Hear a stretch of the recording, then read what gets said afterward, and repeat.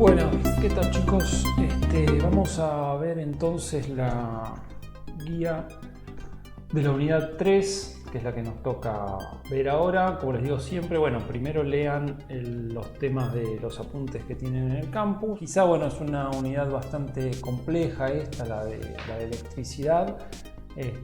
No todo lo van a entender, los videos tienen muchos conceptos que quizás a ustedes les van a quedar, digamos, como demasiado elaborados para lo que tienen que saber ustedes, pero igual está bueno que vean los videos completos para después, cuando pasen a la guía y a los conceptos que vamos a manejar nosotros, les va a servir haber visto un poco de más, aunque no entiendan todo, pero están bien planteados y explicados los temas. Y bueno, después se ponen a resolver la guía con los videos donde, digamos, les explico yo los ejercicios. Esta no es una guía demasiado de números, es más bien conceptual teórica, con algunos pocos números, así que no van a tener mucho inconveniente, creo, en resolverla. Así que bueno, vamos a ir a ver el primer tanda de ejercicios. Y, o sea, en la guía van a tener al principio una tabla informativa donde van a tener las magnitudes que vamos a usar, qué símbolo tienen, cuál es la unidad, ¿sí? Cómo se calculan, si es que hay una fórmula que permita el cálculo de las mismas. Eso, bueno, a medida que vayan viendo los temas en los videos, van a ver cómo las utilizan y a qué digamos, magnitud está referida. Tienen el ejercicio 1 que dice: para los siguientes pares de partículas, indique cuáles experimentan atracción electrostática, cuáles experimentan repulsión electrostática y cuáles no interactúan electrostáticamente. ¿Sí? Lo que van a estar aplicando acá básicamente es los conceptos asociados a la ley de Coulomb.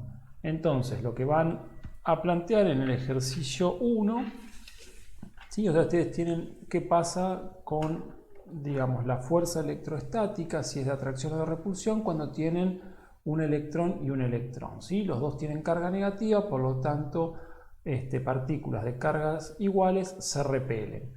Después ustedes van a tener lo que corresponde a protón-electrón. En ese caso tienen cargas que son distintas.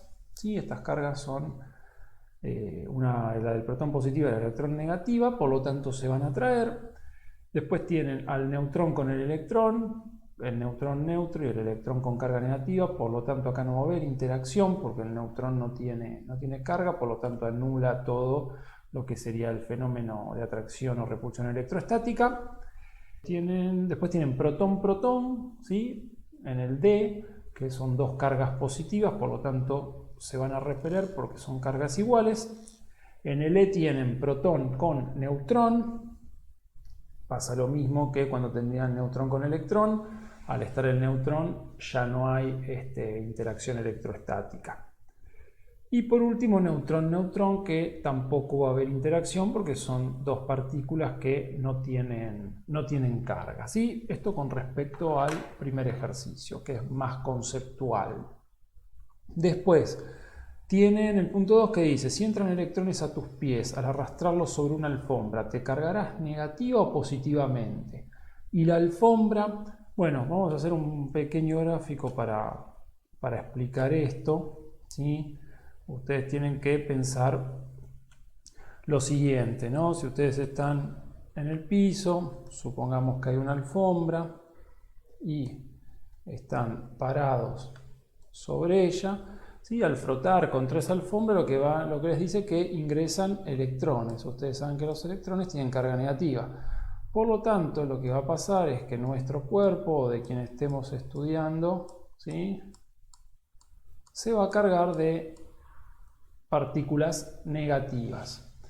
Y lo que va a pasar es que si la alfombra originalmente estaba en un estado neutro, ¿sí? Que cuando algo está en estado neutro no quiere decir que no tenga cargas, sino que quiere decir que las cargas positivas son iguales a las negativas, ¿sí? O sea, no que son iguales en cuanto a que tienen las mismas propiedades, sino que el número de cargas positivas es igual al número de cargas negativas. Eso cuando algo está en estado neutro. Bueno, si esta alfombra estaba en estado neutro y ahora los electrones con carga negativa pasaron al cuerpo de la persona, bueno, Esto lo que va a quedar es con un exceso de carga positiva, ¿sí? Esta es la razón por la que cuando uno en un día muy seco camina por una alfombra, se carga negativamente y después al tocar algún tipo de estructura metálica, como puede ser un armario, ¿sí? O si hay una puerta, el picaporte, bueno, se produce un chispazo y se da una descarga eléctrica justamente de esos electrones en exceso que tienen en el cuerpo. Después pasamos al ejercicio número 3. Lo que les dice es, en un electrocardiograma se mide la despolarización y la repolarización de las fibras cardíacas. Para ello se colocan electrodos metálicos en diferentes zonas del cuerpo.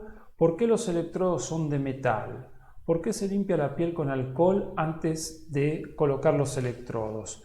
Bueno, este también es un ejercicio conceptual. Lo que les está diciendo, bueno, ¿por qué son de metal? Una de las propiedades que van a ver es que los metales son buenos conductores de la electricidad, también de la temperatura, por las propiedades que tienen en su estructura. Por eso, digamos, se usan los metales para todo lo que nosotros asociamos a los procesos de la electricidad y la transmisión de carga.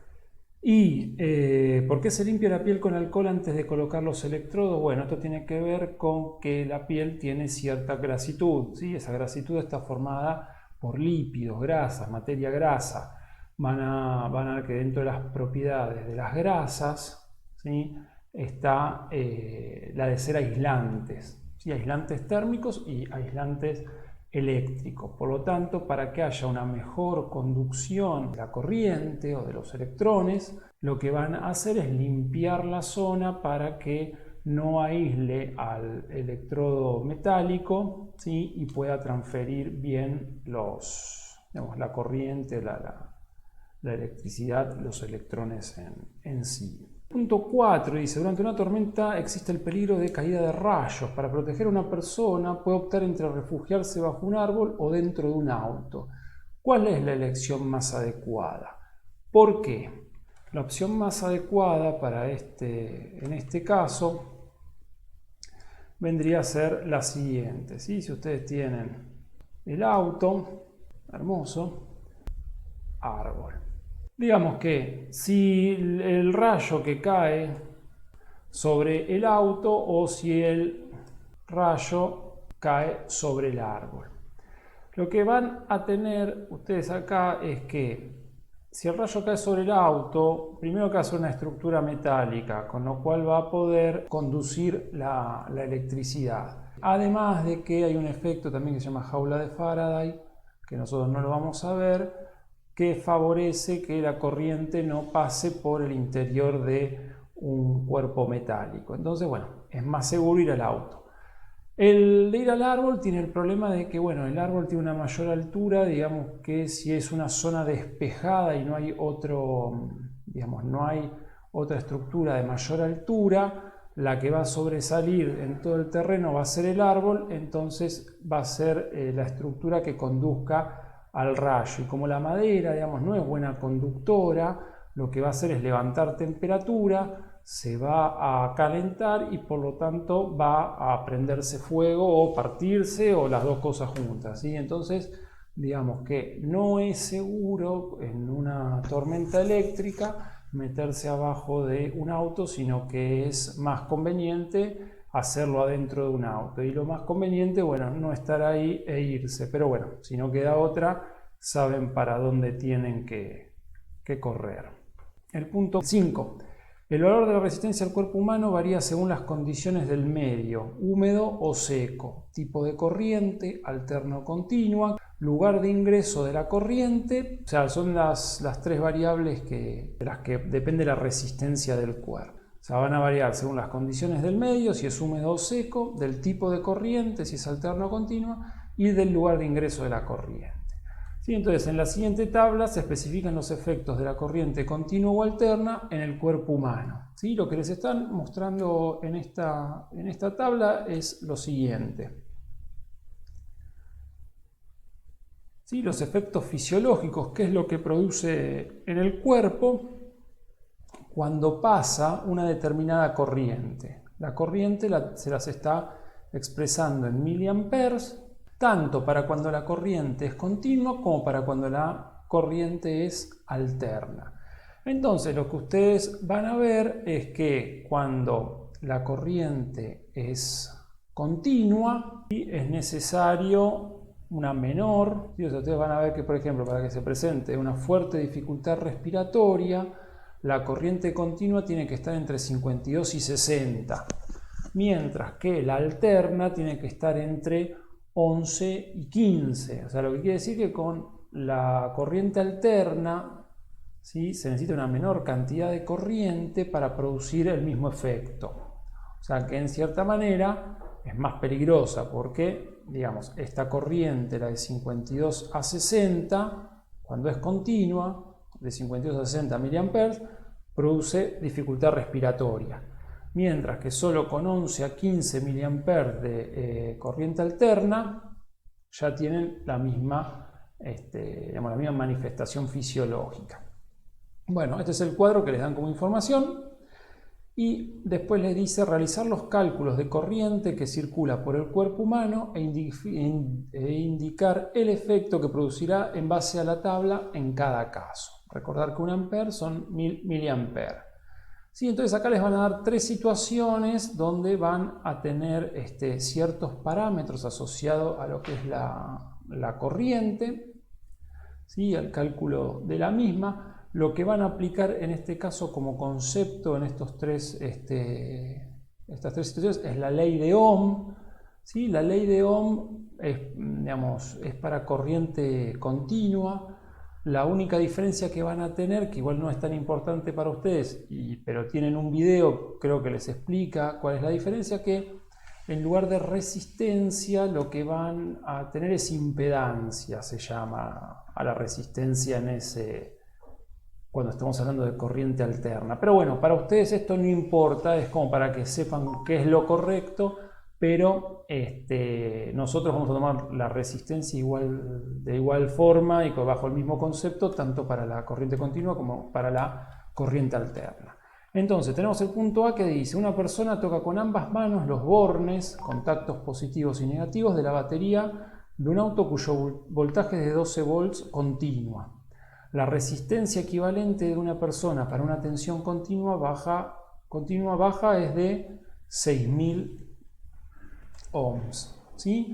Entonces nosotros vamos a ir a la tabla y vamos a pasar estos datos. ¿Sí? Entonces tenemos un voltaje que es el que nos va a estar dando la batería de 12 volts. Y vamos a tener una resistencia que va a ser de 6000 ohms. Ahí tenemos la pizarra. Bien, o sea, esto es una batería común de auto, podría ser. Entonces, nosotros acá lo que vamos a aplicar es la ley de Ohm, justamente, que nos dice que el voltaje va a ser igual a la corriente por la resistencia, ¿sí? O sea que son proporcionales. Entonces, nosotros conocemos el voltaje, conocemos la resistencia, ¿sí? O sea, conocemos el voltaje, conocemos la resistencia, podemos calcular la corriente. Por lo tanto, la corriente va a ser B sobre R. Nos va a quedar reemplazar por los valores que conocemos, el voltaje, de 12 volts, y después tenemos la resistencia de 600 ohms. Sí, la corriente nos va a dar en amperes. Estamos trabajando todo en unidades del sistema internacional, así que no deberíamos tener problemas en las unidades. Entonces, nosotros vamos a hacer 12 dividido 6000. ¿Sí? Hacemos 12 dividido 6000 y esto nos da 0,002 amperes. Nosotros sabemos que tenemos que un ampere, ¿sí?, son 1000 miliamperes, y lo que vamos a tener que 0,002 amperes van a ser tanto. Esto es 0,002 por 1000. Lo que hacemos en definitiva es correr la coma 3 lugares, o sea que esto es 1, 2, 3 bajo la coma, o sea que esto equivale a 2,0 miliamperes. ¿Sí? ¿Por qué hice este pasaje de ampere a miliamper? Bueno, porque la lista que nosotros teníamos, ¿sí? O sea, nuestra guía nos estaba dando los datos, fíjense en la tabla, en miliamperes. Entonces, bueno, para poder compararlos. Esto nos dio 2 miliamperes. Entonces, además nos habían dicho que era de corriente continua. Y estamos con una corriente continua. Entonces vamos a la columna de corriente continua, donde dice intensidad, ¿sí? Lo pueden encontrar como corriente o intensidad de corriente, ¿sí? Son sinónimos. Entonces la intensidad de corriente medida en miliamperes para una corriente continua, si está en el rango de, o sea, si a nosotros nos dio un valor de 2, en 0 a 3,5, no en eso, en 0 a 3,5, ¿sí? Entonces vamos a la pizarra. Entre 0, ¿sí? O sea, tenemos 0 y 3,5 miliamperes. Solo tenemos 2 miliamperes. O sea que 2 es mayor que 0, pero es menor que 3,5. ¿Sí? Todo esto, como decía, medido en miliamperes. Por lo tanto, si nosotros tocamos, como dice ahí, los bornes de la batería, ¿qué es lo que vamos a obtener como efecto? Bueno, no se observan sensaciones ni efectos, ¿sí? O sea, van a ver que ustedes tranquilamente pueden tocar los contactos, también se llama, o los bornes de la batería. Ustedes lo pueden tocar y no van a sufrir nada, no van a sentir absolutamente nada. ¿Sí? Debido a, bueno, que no es una corriente grande y que ustedes tienen una resistencia muy alta al paso de esa corriente. Bueno, los otros dos ejercicios se analizan de la misma manera. Los voy a dejar para que los hagan ustedes y seguimos con los ejercicios que faltan. Como siempre, consulten al grupo o en el foro si no entienden algo.